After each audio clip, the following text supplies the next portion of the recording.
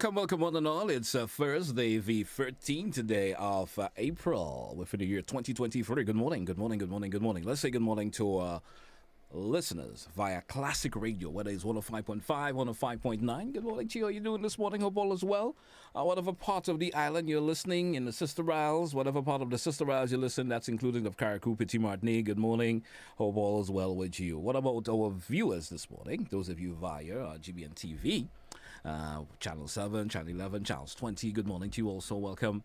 And thanks for being with us this morning. Happy viewing. It's to the point for today, once again, Thursday.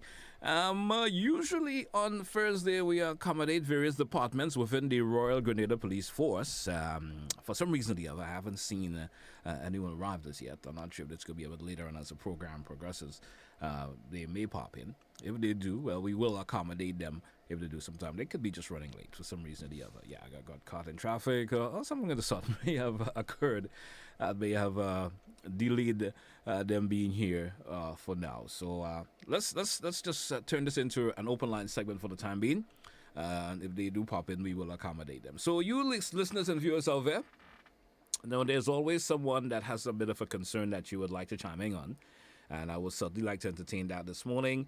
I beg of you to keep your comments short. Please keep your comments short and, as the name of the program, to the point. Short and to the point. If you can certainly do that, I would highly appreciate it. All right? Let's entertain our very first caller this morning. Caller, good morning, and you're so welcome. Good morning, DT. How are you, sir? DT, and I hope I can stay fulfill your request. Anyway, I'm glad that I'm able to be the first person, because I wanted to really compliment, well, mostly that young lady, that young woman who was on the earlier program. I didn't get to view it, so I'm not sure. I'm not sure what it was. I didn't get to view. I think she said something which unfortunately was not really followed. Mm-hmm. She said the fact that people don't read, probably, I'm not saying the words what she said, but in essence, is probably the reason why we're not creative. They're not creative. She said, no, we don't have... Well, she said the lack of reading actually avoids creative imagination or imagination. Okay. And I think that's a big, big problem. And you hear it even on GBN and the other mediums and so on, where there's no sense of imagination or creativity. So I really, really feel happy she mentioned about Sea Change, which was one of the places that I was able to go and buy books. She mentioned the need for the library. And, we really, as I said, and I think in your program, if we were serious people, we would never allow our nation to be in a situation for more than a decade we don't have a national or a major public library. Something has to be wrong. So I just wanted to call and really say how inspired I am by this young woman. And she's speaking the truth. But unfortunately, we don't even hear the truth when it's spoken. We have to become imaginative. And how we become imaginative? By having an expansive mind, not this little crab hole mind that we have. Anyway, I know you say don't stay long, so I wouldn't stay long. Thank you. All right, thank you so much for your contribution this morning. What a way to describe the mind. Well, I'll make a description of whatever he's speaking about there. Crab hole mind. Anyway, 435-2041, 435-2041. We're going to take a short break shortly, and I think my guests, of course, have arrived. They say better late than never at all. So we're going to get settled in for a wee bit and take that break, get them settled in for a wee bit, and come back on the program. Because on Thursdays we do accommodate, the particular departments within the Royal Grenada Police Force. So let's get them settled in, and we certainly come back. So go over the master control. We'll take that short break, and we certainly will be right back with more for you here on the top.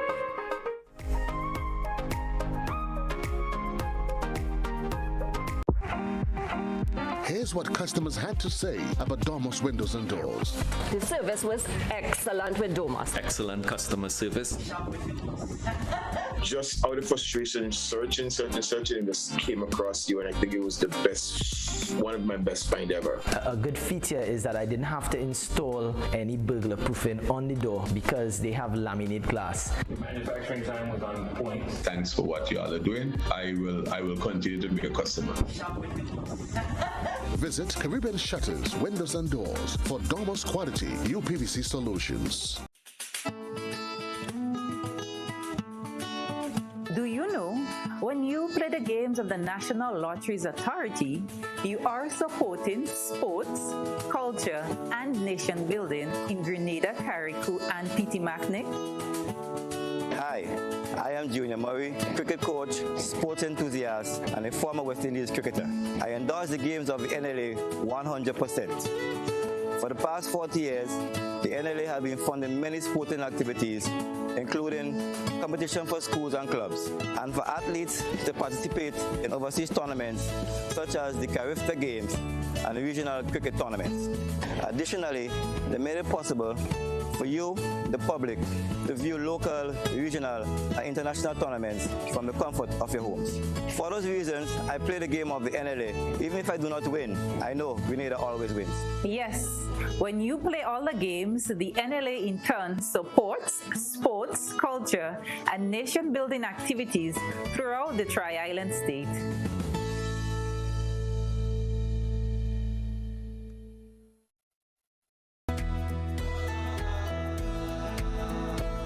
No, that's not how you cross the pedestrian crossing. Really? One day I just woke up and I saw pedestrian crosswalks on the road. No one really showed me how to use them properly. Well, this is how it's done. You never cross before doing these things. They might save your life. First, when you get to the crosswalk, you stop. You look left, you look right. If there's a vehicle coming, you put your hand out, making eye contact with the driver, indicating that you want to cross. And only when the vehicle comes to a complete stop, you quickly cross to the other side.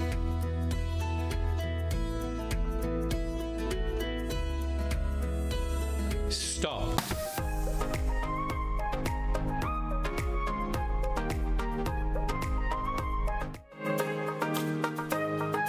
Let me say welcome back to our listeners and viewers. It's to the point for today, Thursday, the 13th of April. And I did mention we wouldn't have, of course, a guest in studio with me this time. We do have Officer Panchu with me this morning, representing the fire department. Officer Panchu, good morning and welcome. A pleasant morning and thank you very much. It's a little bit early than ever at all, eh? Yeah, of course. This morning, you represented the fire department, and we have a crucial topic that we like to discuss because, we into that particular time of the year, we would say, the dry season. Yes. And sometimes, and I've been hearing about it already, folks lighting fires and stuff like that. So this morning we want to give it a lot of tips, probably offer advice, what people could do just in case, ways of way they could prevent themselves. Yes. There are incidents where people get themselves burned because of, practices that they could have get themselves involved in that they didn't. Yes. And what could have happened. So let's kick it off this morning with some tips that folks could follow, especially as we're into the dry season right now. Some of the do's and don'ts that individuals should probably follow. Okay, so firstly we'll start by the whole aspect that at present the fire department is trying to initiate a no-burn policy, really and truly. Mm-hmm. We're into the dry season. We know outside is very dry, and we had just a rapid onset of the dry season. Yeah, you just kicked in on us. Yes, January, February, we had a lot of rainfall. And then coming to the end of February, March, we realized that the place got dry all of a sudden. Mm-hmm. And that has brought with it the challenge of a number of bushfires. So far for the year, we have on record over 68 fires in total. So we're talking between... I'm actually speaking to the first quarter. So that is January to March. 68. We had 68. If we take it to today's date, we're 82 fires. 82 fires. Actually, with the rapid onset of the dry season, we saw 40 of those 68 fires being reported in the month of March. Wow. So that is why we're saying that we're looking at a no-burn policy, because a lot of these fires, they fall mainly into two categories: bushfires and rubbish fires. And the distinction is that a rubbish fire would be one that someone set it hasn't gotten out of control from where they set it into the growing reality. However, we are called upon to respond because it's causing inconvenience to persons. So a lot of times it's the smoke. Sometimes they set fires in very big heaps, and it's very hard to manage. So persons would be passing and they would see those things. Presently, we have a number of persons with respiratory problems. I'm not too sure why that is so, but a lot of persons are suffering with respiratory issues, asthma, and the likes. So once you set a fire, the smoke would affect these persons, and they would call into the fire department for assistance. If it's a small fire, in most instances, we might respond not with the fire appliance, but we'll come out, we'll speak to the persons, and in some instances, we get the persons to put out the fire. Okay. However, once it's a big fire, sometimes you get an initial call, and the person says that the smoke is affecting them. And we go out there, and when you get there, you realize it's a big blaze, and it's causing a lot of inconvenience to person, discomfort to a lot of persons. Then we have to call in the appliance to deal with those things. So that, in essence, is most of a rubbish fire. But when you have those fires that you actually set a small heap, and it starts spreading into the growing reality. So it starts spreading into the bushes. That is when we upgrade it now to a bush fire. So that is a bit of the difference. But the majority of fires that we have been responding to fall into those two categories. Right? Well, as I said, we're trying the no-burn policy, and the Ministry of Agriculture works along with us. So normally, under the Agricultural Fires Act, persons have the opportunity to visit the Ministry of Agriculture and apply for a license to burn if they're preparing land for agricultural purposes or they're already using that land for agricultural purposes. So you're using a plot of land, you decide to clear out whatever crop you had before. So let's imagine you had a lot of peas or sorrel or so forth, and you clear the land, you go to the Ministry of Agriculture, you get a license, and then you can burn. They will give you a period of time with certain guidelines to burn. However, with the onset of the dry season, normally we have this collaboration. So there have always been a conversation. And so far, we already have that conversation. And it has been decided that from this month, the month of April, the Ministry of Agriculture will not be issuing license to persons. Because a lot of the times, though you have a license which gives you the authority to burn, you still need to follow the precautions or the terms that are set out in the license. A lot of times persons have license and we go in and we still have to put out the fire because they did not adhere to some of the conditions. So normally they say one of the conditions would be to burn in small heaps. Yeah. If you burn in small heaps, it's quite manageable. You have to ensure that you remain on scene, and that is one of the biggest issues when it comes to these kind of fires. When the dry season, for some unknown reason, at this point in time, the wind is very high. So the minute time you set a fire and you leave, the wind can take a piece of burning debris, throw it into the nearby bushes. Spread to some right. Yes, and in the rainy season, you do not have that issue more so because the bush in the rainy season is green. Yes. So even though a piece of burning debris falls into green bushes, the soil is a little more moist than usual. So that fire would not spread. Yes, so that fire wouldn't spread in that instant. But presently, with the soil being very dry, the fuel being very dry and quite flammable, just a spark or so forth would cause that fire to start spreading. So we have been seeing that. So that's why we ask persons as much as possible to refrain from burning, especially in the dry season. And some persons, it's not like they need to burn, to be honest. You clean your backyard or so forth, you take a rake, you rake up some leaves, because we know in the dry season, the trees are shedding the leaves. You know, I have a problem home in my yard. There's a number of breadfruit leaves, and the breadfruit tree is on the opposite side of the road, right? But the leaves fall in my yard. I pick it up and I throw it in the garbage. When you pay your electricity bill, you're already paying for garbage disposal, right? And it's not like you have so much leaves that you need to burn. So just put it in a garbage bag. The garbage truck would go with it. Or you can do composting. Well, Professor Pacho, I mean, this information that we're discussing here is nothing new to me. No, it's nothing new. We've been doing this for numerous of years now, saying the folks to do this. I mean, why are folks not getting it? Well, I'm not too sure why persons are not getting. But also, I normally tell persons sometimes when I come to speak on radio and television and so forth, sometimes I believe we are speaking to the converted. And why I say that, we also, from a fire department point of view, we try our best to go to communities and speak to persons from time to time. Well, we haven't had one in a while due to the whole COVID and so forth and the public gathering before. So we're looking at maybe as the dry season closes to have a community forum. So what we normally do is that we analyze the data that we have and look at communities which are prone to fires. Yes. And we go out in those communities to try to speak to persons, to give them safety tips, to give them advice, to actually develop develop a safety culture in those communities to reduce the number of fires that we have in those areas.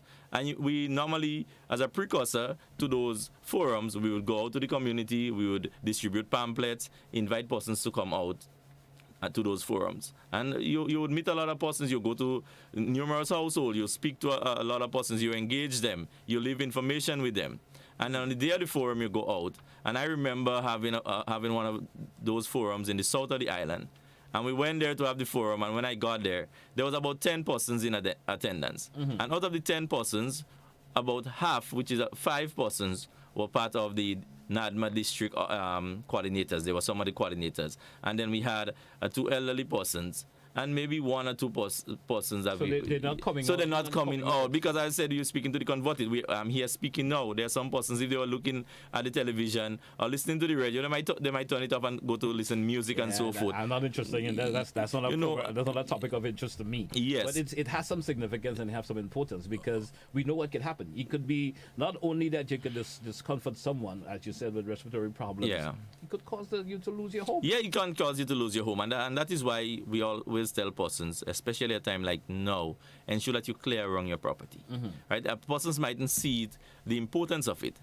But if there's bushes up to the pillars of your house, and let's imagine you have a wooden structure, and a lot of persons, they use the old utility poles as pillars for the house, and you have grass up to those areas, and someone set a fire, it could be adjoining property, and it gets out of control, and it would burn the bushes right up to the pole, and you're not home, you can start burning your home. And the option of consulting with your neighbors, just in case you want to light a fire. Even though, as you said, there's a no-burn policy that is out right now. Yeah, but as I said, we're trying to initiate a no-burn policy. So if we go out, normally there are laws. So as I said, the Agricultural Fires Act, at this point in time, as I said, the Ministry of Agriculture has decided they're not going to issue a license because of the heightened risk of these fires getting out of control. But also there's the use of fire, which speaks to informing neighbors, as you were speaking about. And if we go out there, because we have this policy in place and we're trying our best to ensure that persons do not lose their property by some of these fires,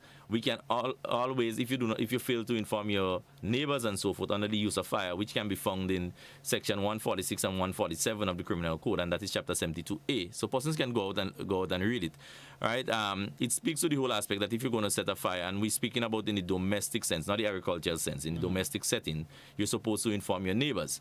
I had a question being asked yesterday when I was a guest on the WFM, because we speak to the whole aspect of informing neighbors, and the question was posed: if I inform my neighbor and they don't agree or so forth, what can be done? Now, as I said yesterday, and I'm going to say it again, when we try to interpret laws, we try to look at the injustice that the laws was trying to actually alleviate.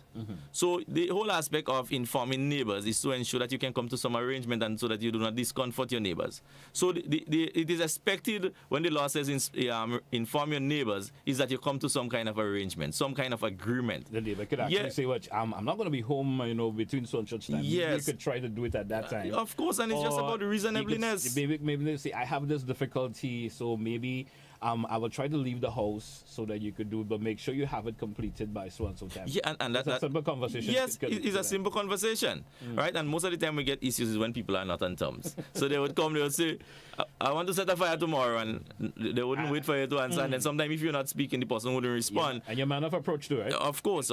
But it's about being reasonable. So you inform your neighbors, you say, "Listen, I have some," because just the other day a gentleman came. It's not agricultural purposes per se, it's in a residential area, but he has the kind of bush that release the pods. What's the name of it? But it normally irritates your skin. I know. I think I have an idea. Yes. So there's some of that in the community, and he said some of the other persons have challenges with it as same. So he wants to burn it. He came to the fire department, and I would like to put on record that the fire department does not give permission to persons to burn. We would give guidelines, we would give tips on how to burn, but we do not give permission to burn. So they usually have to go to the Ministry of Agriculture. So the Ministry of Agriculture is the only authority that with the power to give a license to burn, but it's for agricultural purposes just the same way. What the law speaks to is informing your neighbors. So the person came to us and I said, okay, I spoke to him, I gave him some tips how to burn, but I said, when you go back to your community, speak to your neighbors. right? You speak to the person. He said, well, the persons wouldn't have an issue because they also want to get rid of this stuff. They're in agreement. But at the end of the day, you don't want to cause inconvenience to person. And that is what the law is speaking about. You have a conversation, and you come to an arrangement when it would be best. Because in a case like that, you have to burn those items. There's some cases where persons don't really need to burn. And if you don't need to burn, why burn? Yeah. There's the issue, as we spoke about, the health issues associated with persons with respiratory problem. You have the risk of the fire getting out of control and causing damage to persons' cultivation and also persons' homes. And then we have that the big elephant in the room, I normally say, the whole aspect of being environmentally friendly.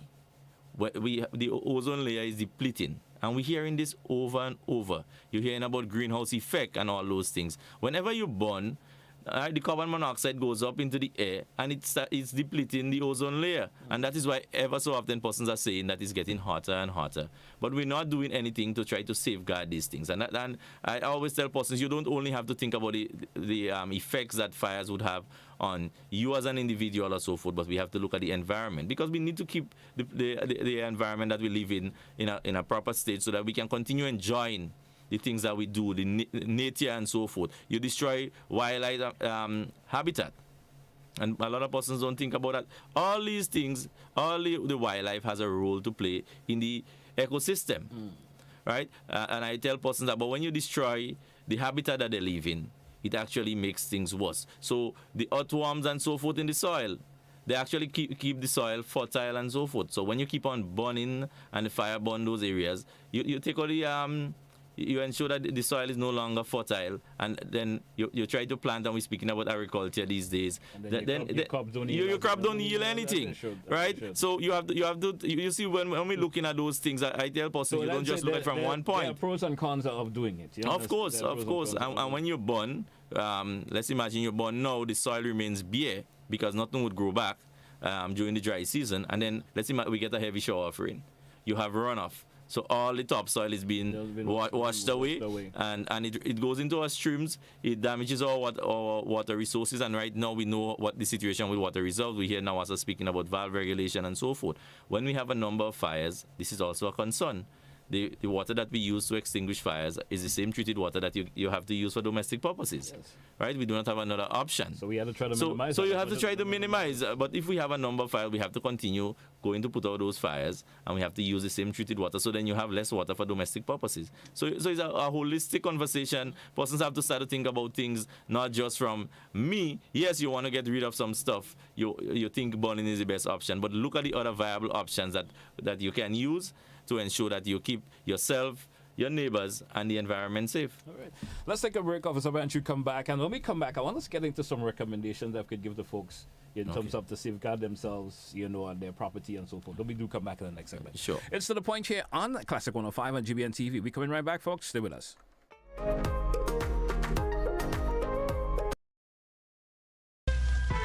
Stomp out careless or intentional bushfires, dead out. Youths, hunters, smokers, let's prevent bushfires. Here's why. Yeah, bushfires. The shoreline's wet, crops should be bushfires. Can lead to food scarcity, threatened biodiversity, cause water shortage, water calamity. Bushfires in watersheds deplete water quality, threaten property, life and security. Bushfires set intentionally, water sanity. Bushfires can cost millions in losses annually and are often caused by careless or intentional actions indictable under the law. Forests are life-giving. Save them. A message from the Fire Department of the Royal Grenada Police Force and the Caribbean Open Trade Support. Records at the Traffic Department shows that a total of 1,447 accidents were reported for the year 2012, which includes 3 road fatalities.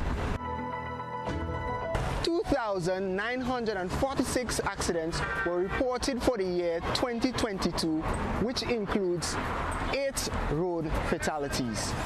This is a significant increase of 104%. This is alarming.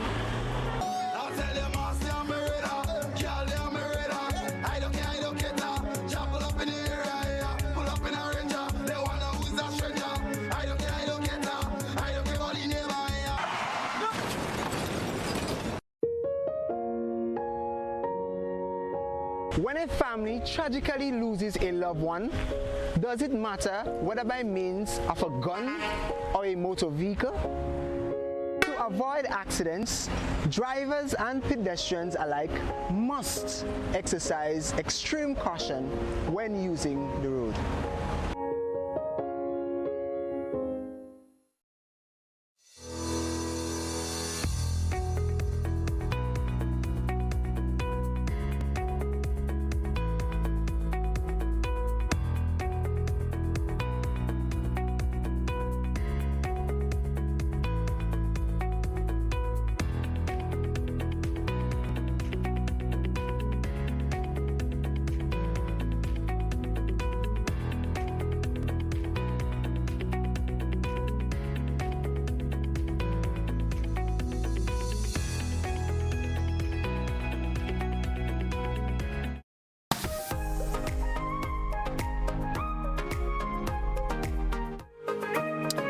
Let's say welcome back to our listeners and viewers. It's to the point for today, Thursday, the 13th. As you folks are trying to call in, we will be accommodating your phone calls shortly. Officer Bancho, welcome back once again.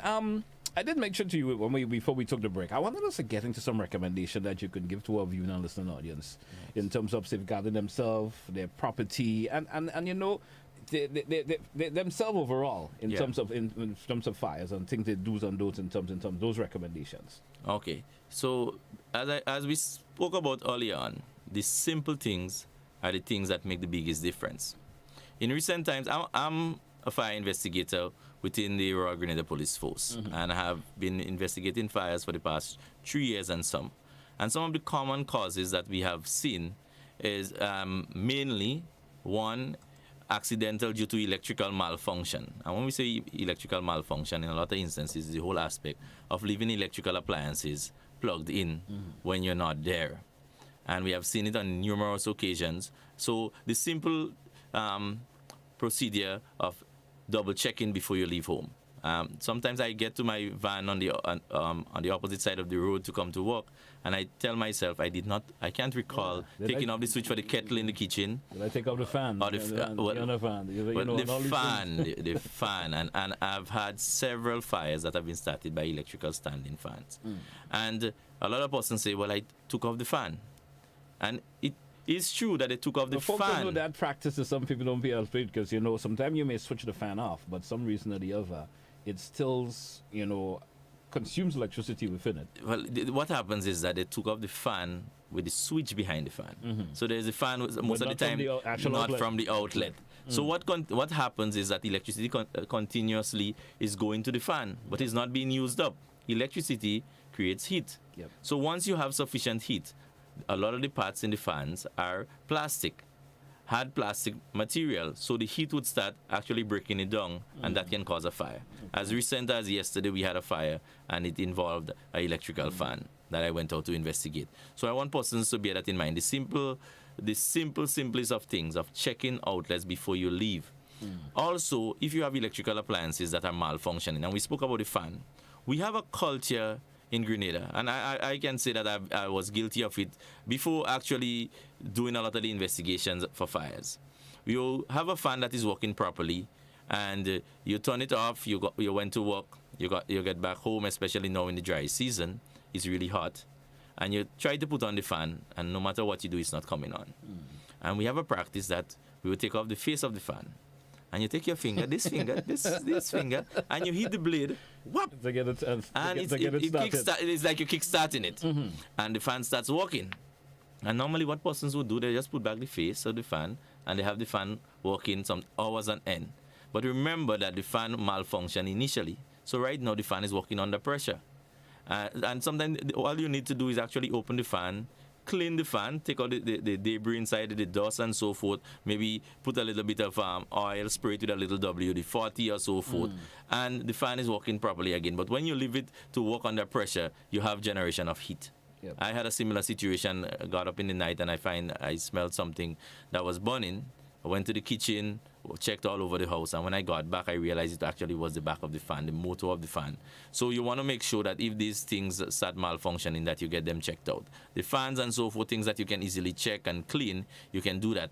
But one of the things that I always advise persons when you have electrical appliances or electrical installation within your home that is malfunctioning, you have a breaker that is tripping regularly, you want to ensure that you get qualified electrical technician to come and do the work. Okay. A lot of times you try to save money, so you have a friend who knows a friend who did electronics back in the day in secondary school. So basically, I tell persons, you have persons who can join wires, right? So you know the wrong and the wrong, or the positive and the positive, and so forth. But then you have to take into consideration now, everything is evolving, and you have to now look at the technical aspect of it. You have to look at the load. So what a lot of the times you have a lot of electrical issues in some homes is that the reality of it is that most Grenadians, right, are not the first class. So you're not able to go to the bank and take $250,000 and build a home. So you start with a small 1-bedroom house with a kitchen, a living room, and that is where you start. But your family start growing. So you have a child or you have 2 children. So you need an extra room. So you add a room. But the original electrical installation you did was for 1 bedroom. So but now you add 2 bedrooms. So now you put 2 outlets. You have to put additional lights. When you started, it was maybe you were a bachelor at the time, staying for yourself. So you had a little fridge, or maybe you didn't have a fridge at that point in time. You're not thinking about upgrading your electrical You're not upgrading your electrical installation. So you have the same system now, but much more loads. You started, you just had just the fridge, but now you buy a toaster. You buy an air fryer, and you buy all these electrical appliances, and you're putting it on the same system, the same breaker. So at the end of the day, what you would have continuously happen is a breaker tripping and so forth. So you need to get a qualified electrical technician to come in. Sometimes you need to do over your electrical installation to fit the amount of equipment that you have presently. So I want persons to bear that in mind. The whole idea of overloading sockets. A lot of times people have the opinion, and I think it is cultural, that when anyone speaks about overloading electrical sockets, normally you see a photo of a electrical strip with 6 and 7 items plugged into it. The reality is you can overload a socket with 1 item. Culture. So if you have a transformer at home that is 800-watt transformer, but you go to buy a piece of electrical appliance, but it requires 1,000 watts. So once you plug that piece of appliance into the 800, you overload the socket.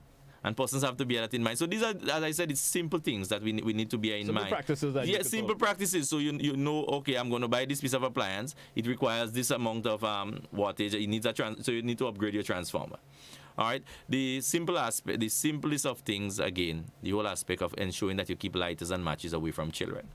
We're in the holiday season. You have a number of children at home, and a lot of the times I tell persons normally speak about leaving children unattended. Unattended, you leave them by themselves, but I like to use the word unsupervised, because sometimes you have an adult at home with them. But the child is in the other room, or the child is in the yard, and the person is on their phone, or they're looking at television and they're not paying attention. They're just unsupervised. It's not unattended because there's an adult home with them. Because let's imagine you have to go to work. You might have an adult child, might be 19 years, not working. So they're home with with their younger sibling, maybe 6 or 7 years. They're home. They're adult. They would be able to prepare meals. They're able to bathe them and get them organized. But they're not supervising them. So that child goes to another room, and you're not hearing them for a while. Normally, once a child goes in another room or in some other place and you're not hearing them, they're up to something. They will experiment. Yes, of course. They will experiment. Yeah. So but if you ensure that you secured your lighters and your matches, the chance of a fire starting would be minimized. But still, you're on the risk of that same child. Right? I have a son that will be taking 3 years in May, and he's very curious. He would try all kinds of things. He would go to the drawers, take the forks and the spoon and so forth. And imagine if you're not supervising. So one of the first things that I did, I went and I bought the covers for the electrical outlets that would be within his reach, and I would cover them. Right? So you put it in, once it's not in use, you put it and you cover it. Because imagine a child takes a metal fork and shove into one of the electrical outlets that is actually on. There are some of the electrical outlets that do not have an on and off switch. So once you plug in the item, it immediately feeds electricity. So they shove a metal fork inside it, they can be electrocuted. So these are some of the simple things that you need to take into consideration. All right? So we want persons to understand that safety starts from the small things. Right? It's not a grand scheme of things that you have to. Yes, we advise persons to have a family plan, an emergency plan also. But you don't start with a family emergency plan. You start with the safety culture of ensuring that you safeguard your home by securing your lighter and matches, having a conversation with your child. And the family plan speaks to the whole aspect of a conversation. If you wake up in the night and the house is filled with smoke, what do? A child getting up to a house filled with smoke would go and hide in a lot of instances. The child wouldn't try to get out. You need to say, listen, you need to get on your hands and your knees because there'll always be a greater concentration of oxygen lower to the ground because hot air rises. Exactly. You go on your hands and your knees and you try to get out. Does the children know where they should go? Or so forth. So you get out and you realize you're not seeing your child. So you go back in the house looking for the child, and sometimes the child is outside. But if you say, listen, if you get up in the night and the house is filled with smoke, you get out of the house and we go underneath this mango tree, or we go to Mr. Tom's yard next door. So when you get out, you know everybody would be there. Once you didn't see the person, you know that you have to go back in to get them. As we say, that escape plan that should always have that discussion with members of the family. Yes, of course, right? Because you're working in a establishment and they have emergency plans, and from time to time they do drills. The persons that you hold there is your family. It's your family. So you have to safeguard your family. At least you should have a family just in case, just for the overall safety, and it should always be discussed from time to time. Yes. Sit with the family and talk about it. Hey, this is what we're going to do just in case. Just in case. We don't want it to happen, but you just never know when it will. Of course, we normally say you plan for the worst and hope for the best. So true. Yes. So these are simple things. Also, we are big also on trying to get persons as far as possible to try to install early detection devices. And when we say early detection devices, we're speaking about smoke and heat detectors. These things are not really expensive, but wouldn't you prefer to get up in the night to an alarm going off, beeping, than your child screaming? That alerts you than your child able screaming. to save your members of your family. It can even help you save your home at the time. Yeah, of course, because you that early detection can help you. Well, I know what I should have done and would do. Of course, because what would happen is that these devices, they're very sensitive.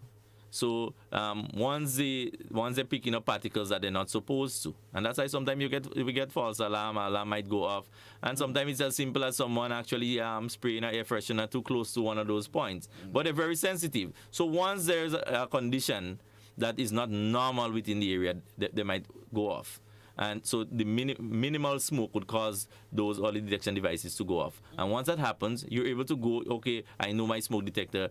I have one in the bathroom or in the bedroom. So let me go and check that area. Because sometimes you're in the living room looking at television and something starts in the bedroom and you're not aware of it until the smoke gets to you that you actually smell it. And I have known that we went on fires before. Recently we had a fire in actually an apartment building. And the gentleman and his companion was on the veranda relaxing, and he said they were smelling smoke. However, he told himself it was a neighbor that was burning. And actually the fire was inside the apartment. So if he had a smoke detector... If there was a smoke detector installed, it started going off, you go to check, and you realize that there's a fire. So in a lot of instances when you have fires, persons only get to know about it when the fire starts burning on the outside. Because sometimes you're smelling smoke, and that's why we have a culture that persons like burning. So when you smell smoke... Well, smoke detectors and stuff in green, people don't see the relevance of it, or we may think it's not relevant. It's very relevant. It's not relevant to have a smoke detector. Yeah. You understand? But in your experience, what sort of encouragement would you give to an individual about getting these things that could save them? Is it that important? Yeah, it's very, very important. It's actually a critical piece of equipment. It's similar to persons having vehicles and not having a fire extinguisher in your vehicle. I've seen so much vehicle fires, and the person say, "Well, the fire started in the bonnet, and by the time I opened it, I didn't have anything to put it out." If you had an extinguisher, you would have been able to actually save some loss. So a smoke detector is very, very important. It's very critical, and especially to persons who build their homes in areas that are not very accessible with the appliance. Yes. Right, and that is a major concern for me. Especially the fire truck cannot get to you. Yeah, it's not accessible. Like we're not able to get there. So most of the times we have challenges to get there, and when we do get there, there's not much to save. But if you had a smoke detector installed, you get that early notice. You're able to take preventative actions. You're able to put out that fire in the initial stage. So at the end of the day, it would actually cause you not to lose your home. Professor Pancho, I want to ask you this, especially, I mean, this could be some advice given to individuals who are listening. Fire occurs. What are the things that individuals should practice that could help save themselves and their home? Okay, so a lot of the times persons, because the main extinguishing agent that we have in Grenada is water. And even at the fire department, when we respond, most of the time is water. We do have a portable extinguisher on the appliance, so a lot of times we use that more so for when someone has a fire, maybe just the electrical meter that is on fire, we're able to use it in that sense. However, once you have a fire at home, so let's say we're speaking about a structural fire, and most persons' home, they have electrical connection. One of the first things I always tell persons, before you try to extinguish a fire, try to get the power off. Because even when we get to the scene of a fire, and the practice is, the standard operating procedure at the fire department is that when we get a call for a structural fire, after the person receiving the report rings the fire bell to alert the persons on duty that we have a fire that we need to respond to, the next thing that they do is call the Grenada Electricity Company to inform them we have a structural fire in this area, and they'll dispatch persons, because once we get on scene, if there's electricity still connected to that building, we're not able to do anything. Yes. All right, so Grenlec must come in and cut off the power in a case where we have a risk to life, major property and so forth. We can actually call Grenlec to have them cut off a grid. The thing about it is that when they cut off a grid, it's not like you're just cutting off two houses. Sometimes a grid, particular area will there's a grid, I think, that runs from so if we have to ask them to cut off a grid, let's say in the Vendome area, that Vendome feed goes up, I think, all the way up to Princess Alice Hospital, right? So then it's a decision that has to be made and so forth. So that's why we ask persons. Which could lead to inconvenience. Well, not just inconvenience. You have to bear in mind that we're speaking about hospitals and all those type of things that can be affected by it. So the first thing that we ask persons to do, turn off the electricity before you even think about throwing water. Because you throw water, electrical fire, you're on the risk of being electrocuted. Secondly, you can have a short circuit, because if it's a piece of electrical appliance in this area here, the outlet here, when you throw the water, you have a short circuit. The outlets in the other areas within your home would have that short circuit, and you can actually cause items in those areas to ignite. Other parts of the house now. Yes, so you're actually spreading the fire. So you turn off the electricity, and once you do that, in most instances, the fire actually reverts to an ordinary combustible fire, which is most of the time plastic and paper and cloth and those things burning, and then you can readily use water to extinguish those fires. Okay. All right, so we want persons to bear that in mind. But and as I said before, you only fight those fires in the initial stage. So that is when the fire is still small. All right, once it starts spreading beyond the point where it started rapidly, in most instances, the safest thing to do is actually to evacuate the house and stay outside and wait for the fire department to come in. I know nobody wants to see their property going up in flame and think to themselves that they're not doing anything, but sometimes you're putting yourself in harm's way. And at the end of the day, you can always build back a home. Well, build back a house. Yeah, exactly. Right? A home speaks to the entire family structure. But you can always build back a house. But life is paramount. I've seen cases, and once you get out, don't remember something in the house and try to go back in for it. I've seen cases where that's a no-no. That's a no-no. I've seen one circumstance where a child remembered the tablet inside and went back for it. She got some buns to her hands and so forth. Remember, you had some monies underneath your mattress, as our grandparents said, and you want to go back for it. That's a no-no. You go back in. You get trapped inside. And most of the times, persons who die from fire-related incidents, they do not die because they're burned to death. They die from carbon monoxide poisoning. Yes, we have some persons who might get a lot of burns and they succumb thereafter. Sometimes the burns don't always kill you. Yes, right? But it's carbon monoxide poisoning, so you suffocate to death, right? So I want persons to understand that there's a fire occurring, you're not too sure what is burning. Trying to extinguish those fires can be very dangerous, because if you don't know what is burning, the chances of you inhaling toxic fumes is very high, and you would just pass out and you would remain there and actually die. So we want persons to understand that it's not just about there's a fire and let me put it out. Right? You have to understand what type of fire it is and what is the best method by which to put out that fire. Oh, interesting. We do have some folks calling. Let's entertain some calls and see what the viewing and listening audience would like to share with us this morning. Caller, good morning and welcome. Yes, great, Mr. Telesford. How are you? Greetings. Yes, sir. I'm doing well. Greetings to Mr. Panchu. Listen, Mr. Panchu. You know these French words, deja vu? Was there before? I heard that already last year. We had a similar problem. Oh, exactly, Mr. Pancho. I learned in my vocational skills that the only way you stop things is by stopping them, mitigating likewise, correcting likewise. Listen, the laws are there to be obeyed. Let me go straight to the point. People born indiscriminately in this country, they're destroying lives and they don't even know that. But anyway, I have a feeling that the only way you will be able to send the message to people who break the law is by applying it. To cut it short, Mr. Pancho, tell me, for 2022, how many Grenadians were prosecuted by law for setting indiscriminate fires, illegal fires? I want to know, tell the people, because it's important if we were to mitigate or to stop this abuse in this country. Thank you very much and have a nice day, will you? Okay, sir. Thank you very much. Thank you so much, sir, for your contribution this morning. Okay, I can say on record we had 6 persons being arrested and charged for fire-related incidents, and that is outside of the whole aspect of arson. So in terms of the Agricultural Fires Act and the Use of Fire Act, we had 6 persons being arrested and charged during the year 2022. Okay, let's take another caller. Caller, good morning. Yeah, morning, GT, and morning, GT, and morning to Mr. Pancho. I'm very encouraged at the quality of the program this morning. Unfortunately, though, the people who really need to hear that or to see it are not hearing it at the moment. So, could we find a way so that those kind of knowledge and information really get down to the people who really need to know that? Because people are very, oblivious, ignorant, arrogant, unwilling to learn. How can we get people to take this thing seriously, especially as we get in a hotter environment through the climate change and all the other related issues? How can we? I'm just saying that, and I endorse the previous caller, but we need to really implement the laws also. Teach people by example. Because people do anything, anywhere they want.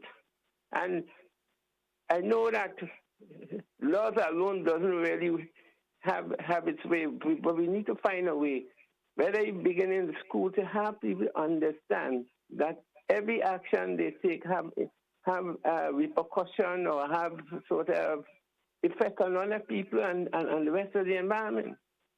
So I also would suggest that we have more than one program like that, maybe especially in the dry season as we have now, so that people know that we had to be on a P's and Q's. And finally, about the ending of 2012, beginning of 2013, the fire service did come around in the village I live, Lakalom, and was encouraging people to take steps in terms of upgrading or improving or checking on the installation we have. And I would have hoped that the fire service would have come back since after that, but they haven't come back, so maybe they need to return in the future. Thanks.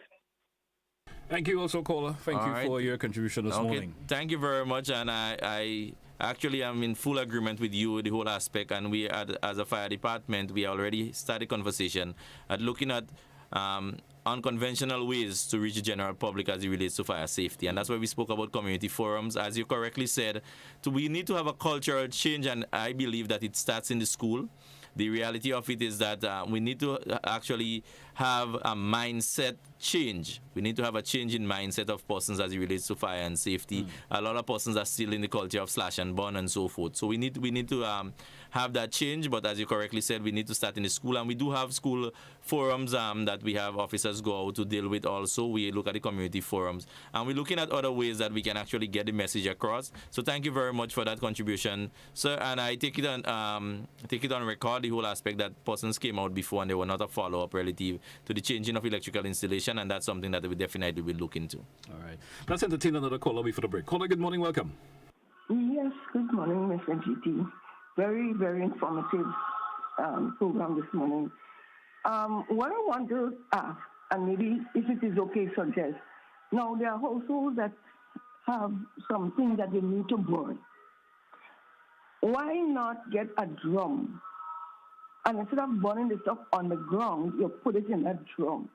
You don't fold the drum up to the brim. You maybe half the drum, you burn out when that, and as it burns, you keep feeding it with the rest if you have more stuff. So if the wind is blowing, it is highly likely it will blow out something from inside the drum because of the depth of the fire in the drum. So if that is good to do, I don't know if there's any harm to it, if that's good to do, why not encourage people with household who have, not major things, even something, dry leaves or dry grass, you could burn it inside the drum rather than burn it on the ground in the open space where the wind can blow it away. I just want to get your response on that, please. Thank you, caller. Thank you for your contribution. Thank you very much, ma'am. And I didn't go into those type of things on today's program because we are actually trying to advocate a no-burn policy. However, I normally, and your suggestion is one that we normally give persons, especially not just the dry leaves, but when you have confidential documents. So you have a lot of the bills that you paid, you have your bank slips and those type of things that you don't want to keep stored because you don't want too much combustible material in your home just in case a fire starts. We would normally advise persons to use a metal drum. You take a piece of wire mesh and put on top of the drum when you're burning those items. So definitely that is something that can be done, but again, you still need to speak to your neighbors because I said before, it's not the fire more so that causes a lot of the inconvenience to person, is the smoke. And sometimes you light a fire here and it's not the person right next door to you that is inconvenience because the wind takes the smoke up and it brings it higher up to someone that is not living actually close to you. But definitely you can use a metal drum to burn things, but I said more confidential documents and those type of things, not more so the dry leaves. You can, as I said, you can put the dry leaves in garbage, or you can use composting. We're speaking about agriculture, you do a bit of composting, you mulch your plants and so forth with the dry leaves, and at the end of the day you have more fertile soil. All right. Let's take one more caller and then we take a break. Caller, good morning, welcome. Hi, good morning, and morning to your guest. Don't you think it will be wise if you could train like one of the policemen, like when you have a fire somewhere, instead of having to wait on the electricity people to come? You don't think it's wise for we have police trained in that area? Thank you. Thank you, caller. All right, thank you very much. And that recommendation is actually one that we have started exploring. Pre-COVID, we actually had a conversation with the Grenada Electricity Company, and they were willing to provide that training.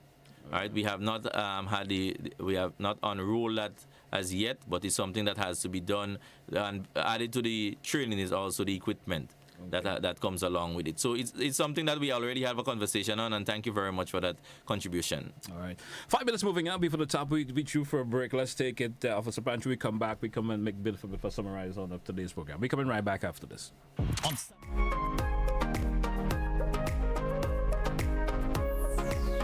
GBN Television News at 7, a pulse on all things Grenadian. Look out for our new features through expanded synergies with our media partners in Barbados, St. Lucia, Jamaica, Trinidad, and beyond. Capturing the latest in news, sports, weather, and entertainment. Credible, informative. Thank you for making us number one. News at 7, live, Monday to Friday on GBN Television, Channel 7 and 11. K105.5 and 105.9, Hot 98.5 and 98.7, GBN Television Facebook page and YouTube channel, and www.gbn.gd. GBN, with you anywhere and everywhere. You mentioned the wing high, then you have things like man, you must come back, you know. We have the low power there. It is kind of like the same man, and it's just different names for the same kind of thing. And last but not least, I just want to say to all the men who saw me, call me, and ask for a piece of cake. I'm baking this weekend. Join us Fridays at 8 on GBN Television, K105 FM, GBN's Facebook page, and the YouTube channel for We Culture.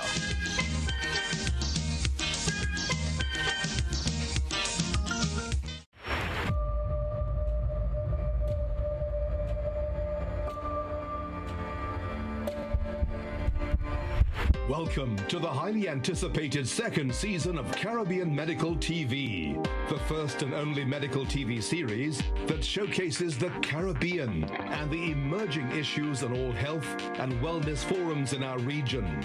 Like season 1, the voices of our very own citizens, our local and regional doctors and medical experts forged the basis of the show. This season, we take the first groundbreaking original show even further. This series aims to empower our people with knowledge, from ways of detecting to ways of healing ourselves, protecting citizens with chronic diseases from COVID-19, while showing how they can manage their conditions effectively and safely receive needed health care while preserving what constitutes the very core of our Caribbean culture, its predilection for flavor, spirit, and rhythm. This is truly a holistic wellness agenda for our Caribbean people.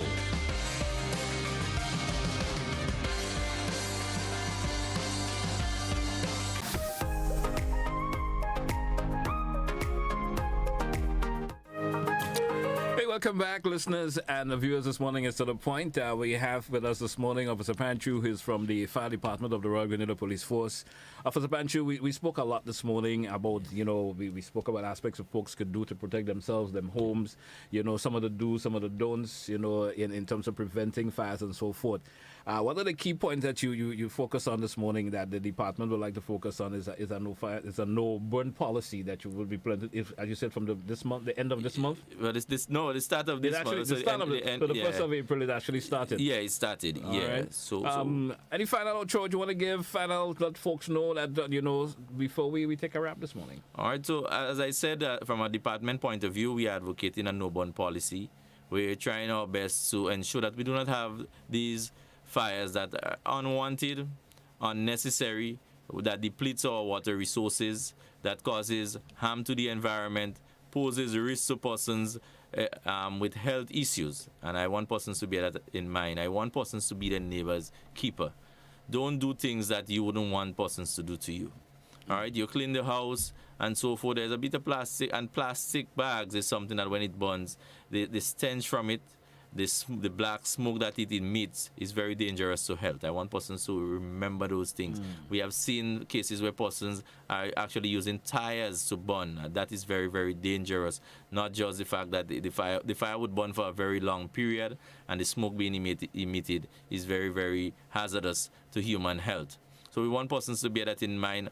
So relative to the whole aspect of the dry season, bear in mind that if you set a fire and you leave it unattended, definitely there's a chance with the wind picking up, that fire can get out of control. So refrain from setting those fires. We know the Easter season recently went also. The whole aspect that when you go out and you go out to camp and so forth. So it's not just within the Easter period, but it's a dry period. So a lot of persons, they go out to camp in the night and so forth. If you use a fire to cook, ensure that you put out those fires before you leave, because we have seen fire being started by those type of activities.